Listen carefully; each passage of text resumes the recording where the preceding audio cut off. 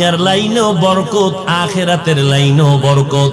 11 মাস দোকানওয়ালা যেই পরিমাণ লাভবান হয়, এর থেকে বেশি লাভবান হয় শুধু রোজার মাসে। কথা ঠিক নি?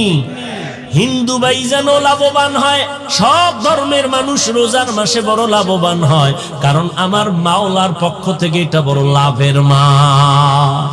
এক ইহুদি পয়গম্বরের সাহাবী হযরত আলী রাদিয়াল্লাহু আনহুকে প্রশ্ন করলেন, আলী তুমি কার ইবাদত করো? বলে আল্লাহর। ওই আল্লাহকে দেখছো কিনা বলো। হযরত আলী কে? সে সাহাবী, 10 বছর বয়স। হযরত আলী 10 বছর বয়সে আমার নবীর হাতে কালেমার দাওয়াত কবুল করেছেন। কয় বছর বয়সে? 10 বছর।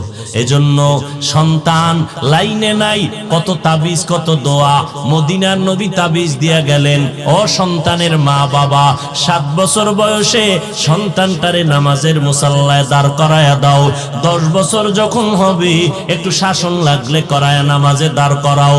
ছোট থেকে যদি কন্ট্রোলে না নেও, বড় হলে কন্ট্রোলে রাখার কোনো তাবিজ পাইবা না। মদিনার নবী তাবিজ দিয়ে গেলেন, কারণ আমার নবী বিশ্ববরেণ্য শ্রেষ্ঠ একজন দার্শনিক।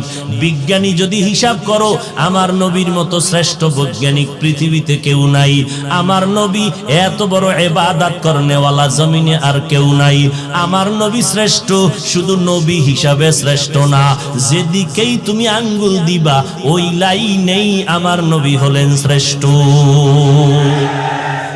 ইমামুল আউয়ালিন আল আখিরিন বহরে সাদকা রাহমাতাল লিল আলামিন সাইয়্যিদুল কাউনাইন খাতমুল মুরসালিন আখিরামত বুদ ফখরুল আউয়ালিন। ভাইরা আমার, হযরত আলী 10 বছর বয়সে নবীর হাতে কালেমা পড়ে মুসলমান। আমার নবী আলীর জন্য এত দোয়া করেছেন। কিয়ামতের ময়দানে আল্লাহ যদি জিজ্ঞাসা করে, অল্প বয়সে কে আমার মুহাম্মদের হাতে কালেমার দাওয়াত গ্রহণ করেছো, সর্বপ্রথম আলী দাঁড়ায় বলবে আমি দাওয়াত গ্রহণ করেছি। আল্লাহর নবী আলীর জন্য এত পরিমাণ দোয়া করে দিলেন। আল্লাহ তাআলা হযরত আলীর জন্য জ্ঞানের ভান্ডার খুলে দিলেন। নবী বললেন, আনা দারুল হিকমা ওয়া আলিয়ুন বাবুহা, আমি পয়গম্বর, ইলমের